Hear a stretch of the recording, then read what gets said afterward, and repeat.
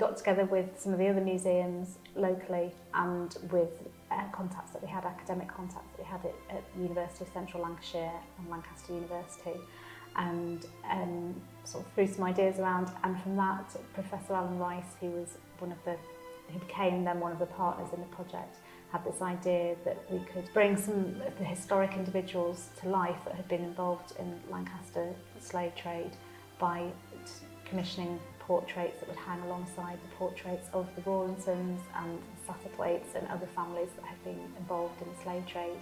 And everybody really liked that idea because it's really immediate and it links into the collections, and it's kind of putting the people back into this history that perhaps been kind of eclipsed by sort of numbers and statistics and things. So it was all about bringing these individuals back to life in some way. We've definitely had more black visitors coming in, more black families coming in, which has been really good to see. But we've got, a lot of our repeat visits as well, so people are coming back because there's something new on offer as well. And people are coming in specifically for the exhibition and then coming in again to see it again. So it has definitely affected our visitor numbers. I don't think I thought that the project, although I hoped it would, I didn't feel like it would have as much impact as it seems to have had, both within the community and within the kind of arts and culture scene within Lancaster and kind of within Cumbria as well. So I've kind of been pleasantly surprised and humbled by people's reactions. It was so incredible to see such a room full of people invested in making this, readdressing that piece of history for Lancaster. It's been a fantastic experience, and it's really great to get the feedback from the museum and visitors about how they've now learned about the transatlantic slave trade and also these individuals that are part of the exhibition but as people. So now they go, oh, I really love Francis's portrait, or I really love John's portrait, and they're now remembered as people rather than dry bits of information historically. The idea was that these are part of the collection and they're just as significant as the existing portraits that we've got, by George Romney or Joseph Wright of Derby or whoever it is, and that they hang alongside these paintings. I'd never really done a commission with an artist. That was new for me. I'm kind of history background, and this was new. And also we had a lot of partners for this project, which was quite different because usually it would just be like one other partner, and then often another museum or maybe an academic. Whereas this had academic partners, community partners, and obviously Lela as an artist. She was about kind of community support and things, and about how to work with lots of different people, and kind of more from a learning background and a community background. So that was quite new to me. So she did have advice as we went through, and some of the issues, obviously this is a very sensitive subject, talking about slavery and the legacy today and racism, and some of the conversations with her were quite useful, and also about putting us in touch with perhaps other people that might be involved or might have experience that they could share.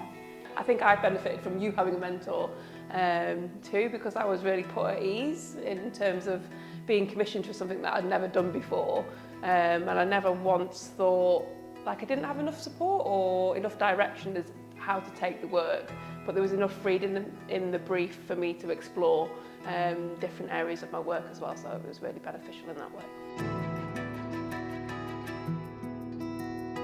We actually did some training with all staff and volunteers there's a wider Facing the Past project in Lancaster, which is all about the slave trade, and through that we accessed some funding and some training alongside the other museums in the city, and it was all about, for room stewards, how they could talk about these subjects, and also if people did come in and have a negative view, how to just kind of give them the facts without it being antagonistic or anything like that, and just kind of how to manage those conversations.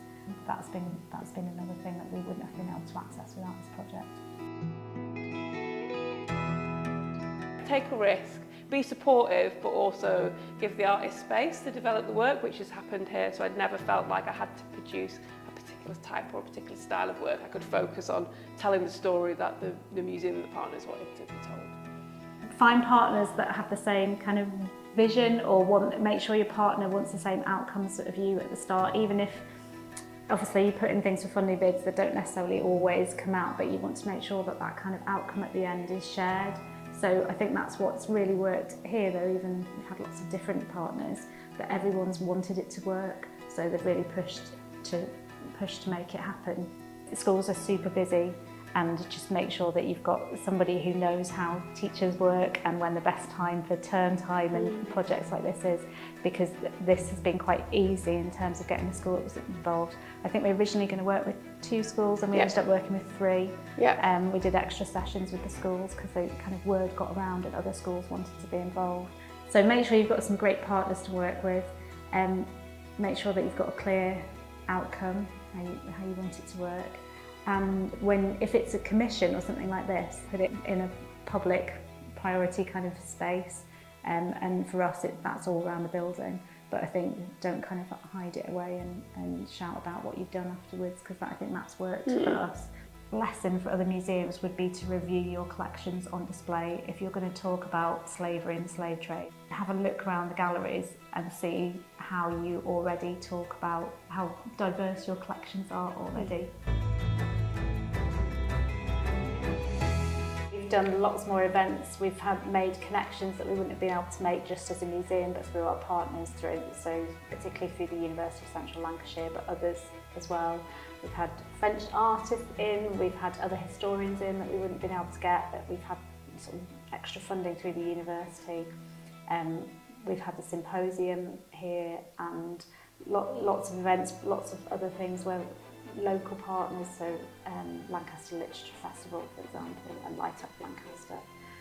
So it's definitely been worth it in those ways. And I think it will continue because it's affected our programming as well. So we do lunchtime lectures the last Friday of the month, and it just happened that the last 4 have been related to Black history in some way, which was complete. I must have done it without realising that we were just sort of programming, the events, and because this topic is in our minds more, so we're hopefully very slowly becoming more kind of diverse and talking about other histories more than we would have done previously.